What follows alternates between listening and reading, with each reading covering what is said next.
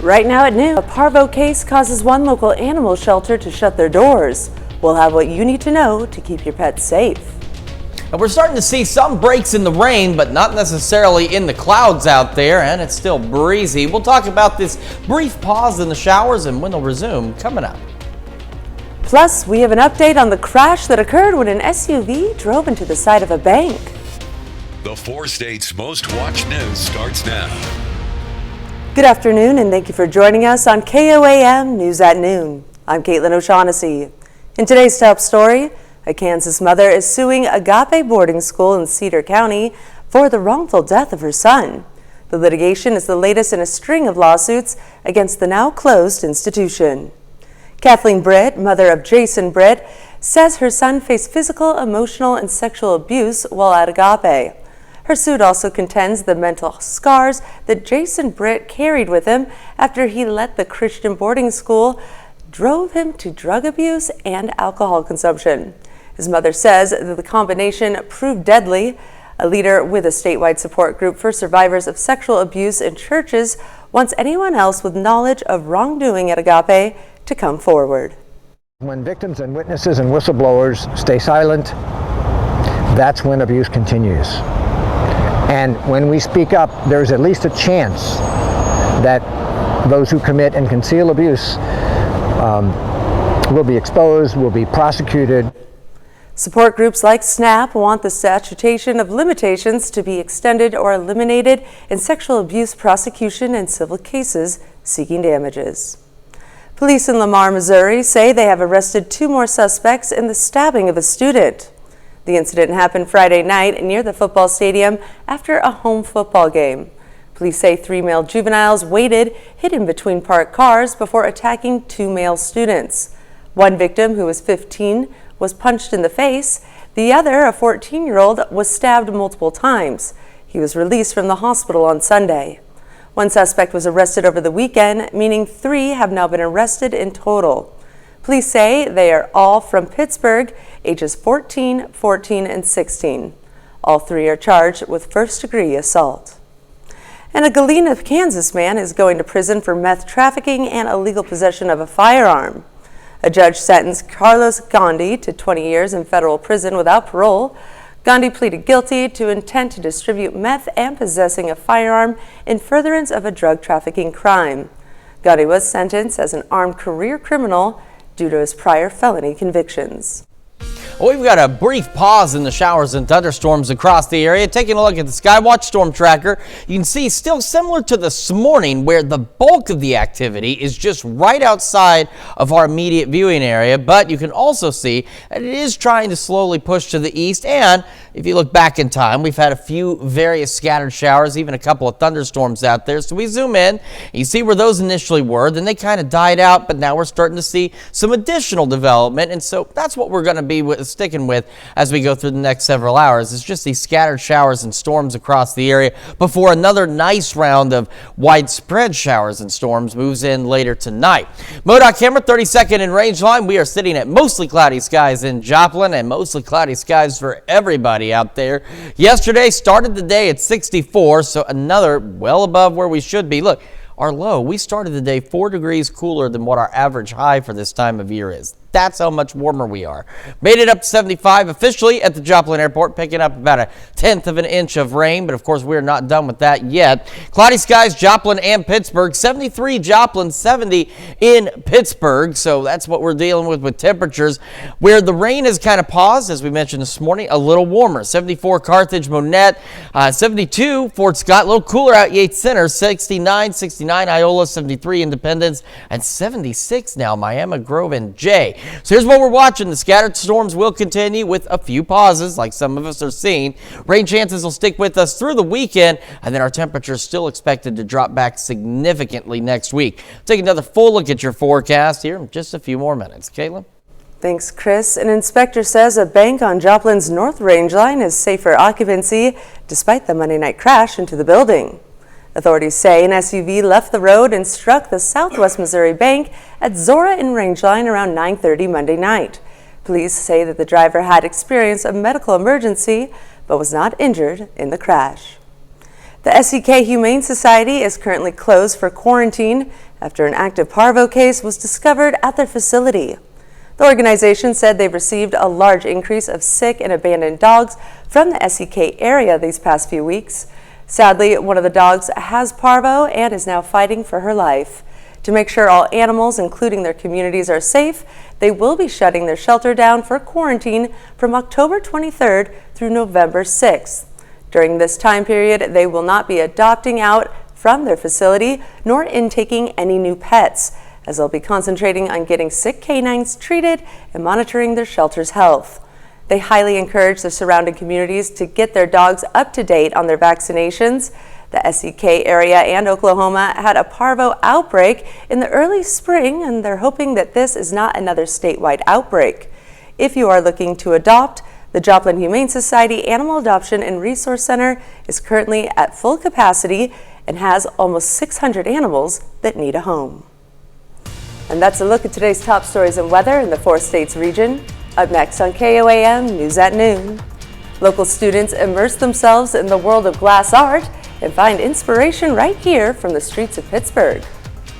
And later, we're making sweet potato cake in the Mr. Food Test Kitchen. Stay tuned.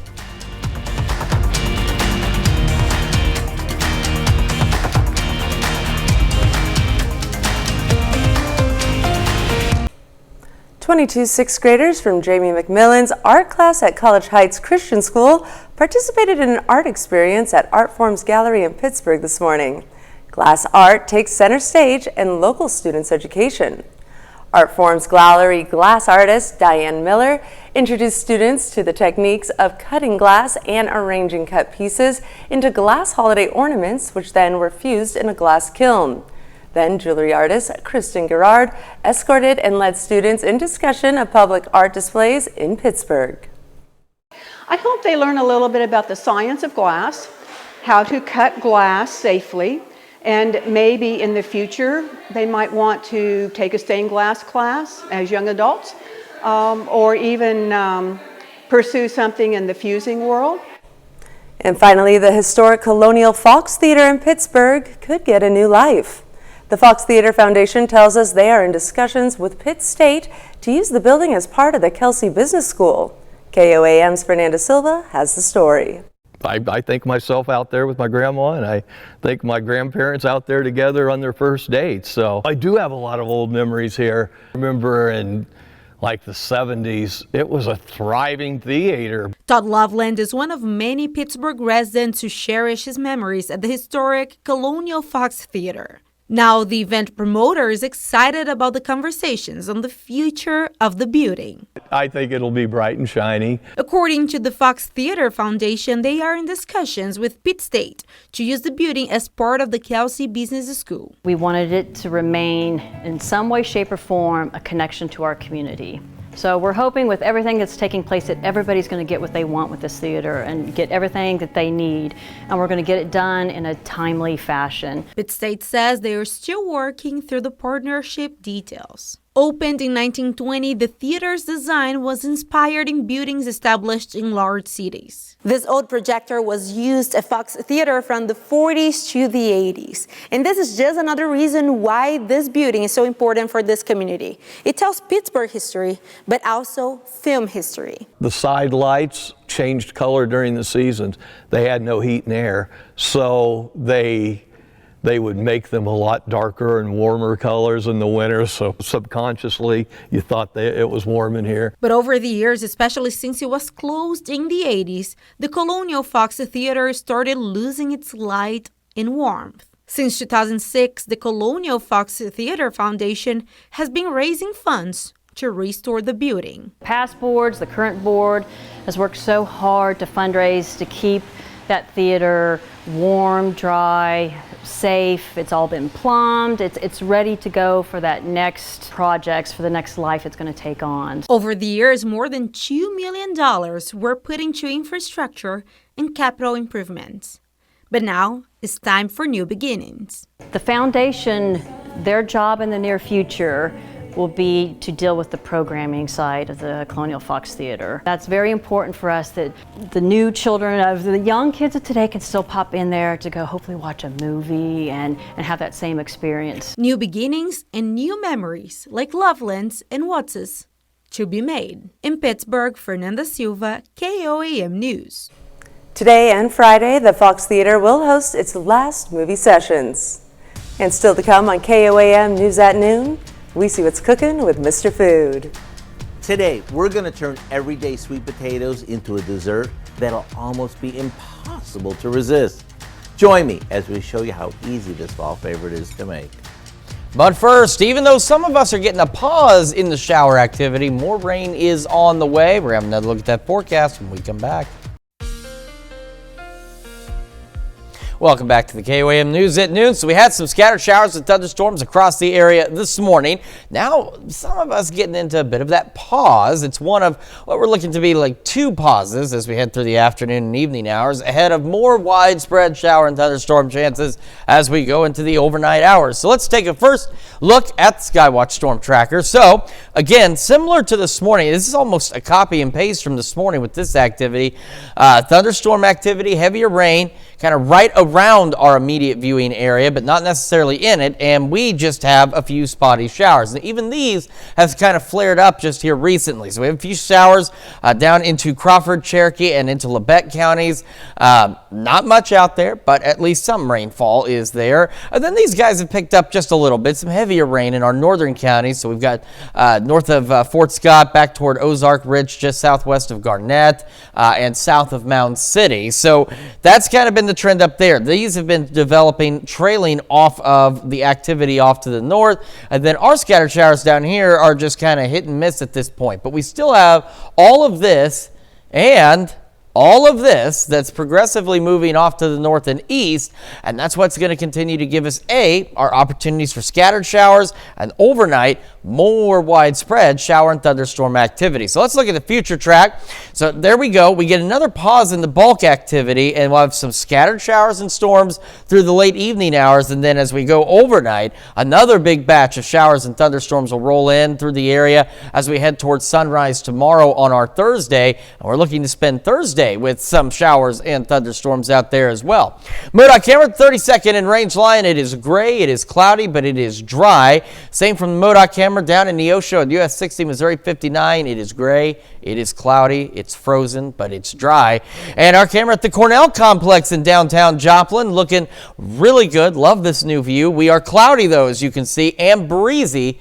You can see the flags on top of City Hall, and it is gray and relatively dry from the KDOT camera at 69 East 520th Avenue, just south of Pittsburgh. Over from 7th and range line, more clouds socked in with those. 73 in Joplin, though, so the clouds haven't stopped the warming. And breeze south at 16, still possibly gusting upwards of 30 miles an hour at times. Over in Pittsburgh, 70, south breeze at 10. Temperatures around the area, again, where it's kind of not been raining as much today, a little warmer. So 76 Miami, Grove J, 75 Anita, 74 Carthage, Lamar, 76 Stockton. You go west, a little cooler, 72 Fort Scott, 69 Iola Yates Center, and 71 Chanute, Parsons, and Sedan. For the rest of today, still we're splitting it, but most of us will make mid, maybe even upper 70s out there with those scattered storms and gusty winds. Gusty winds continue from the south overnight, low to mid 60s, and of course our thunderstorm chances will begin to increase. And as we head into our Thursday, more scattered showers and thunderstorms, and still gusty south winds upwards of 30 miles an hour. Those winds just do not want to let go.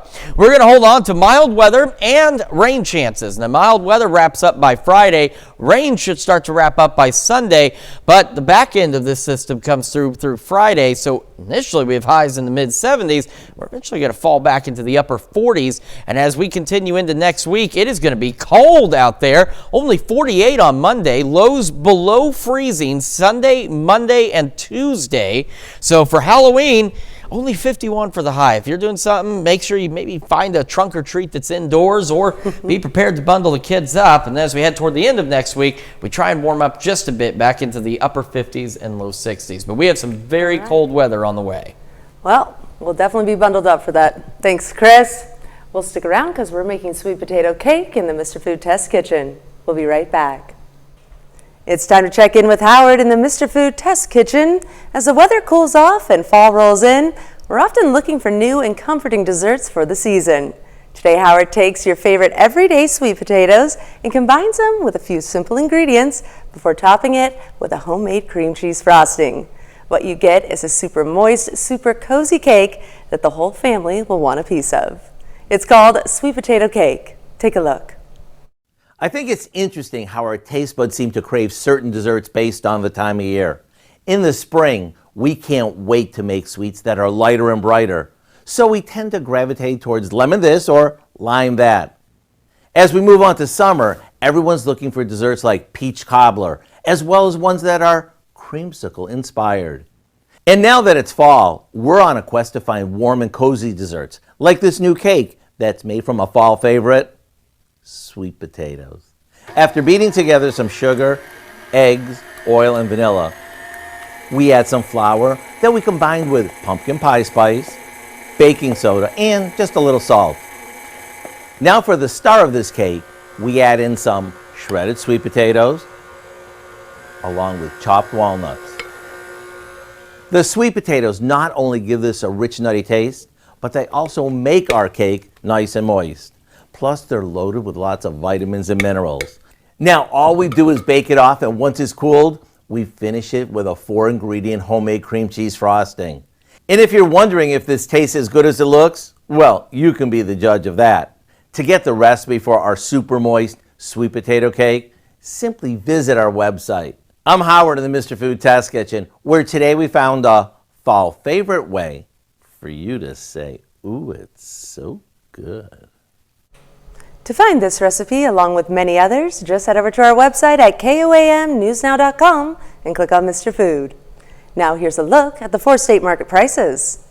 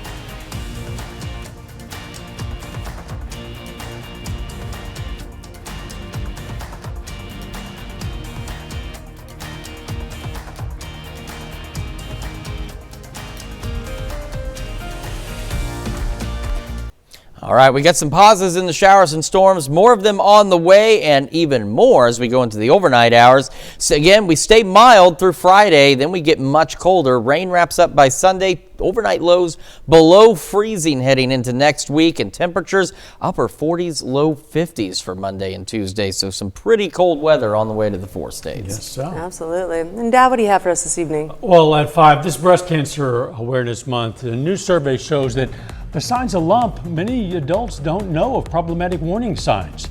We're going to hear one woman's story about a battle with the disease she was never expecting. Plus, a Joplin business is living their wildest dream as superstar Taylor Swift wears one of their costume items. And results of an Allen County Registered Offenders Compliance Check. Hope you join us for those stories. A lot more, of course. It's coming up today on KOAM News at 5. And that's the news for now. Thank you for joining us on KOAM News at Noon. Have a great rest of your day.